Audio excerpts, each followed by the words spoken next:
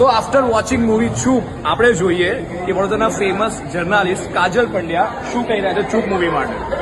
આજે ચૂપ film release થઈ ગઈ છે.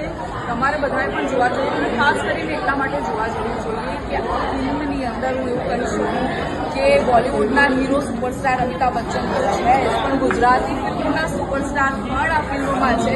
અને જે કોણ છે આ બધા જાણો છો, મને નામ લેવાની જરૂર નથી. ફિલ્મ એકચ્યુઅલી બહુ સરસ રીતે બનાવી છે. ગુજરાતી ફિલ્મનો જે હવે ટ્રેન્ડ નવો શરૂ થયો છે એ લઈ જાય છે કે તમને જોઈને લાગે ને કે ગુજરાતી ફિલ્મ છે. અને આ ગુજરાતી ફિલ્મમાં દરેક એક્ટરોએ ખૂબ જ સારી એક્ટિંગ કરી છે. સાથે જે સિનેમેટોગ્રાફી છે ને એ પણ ટોપ નોચ છે.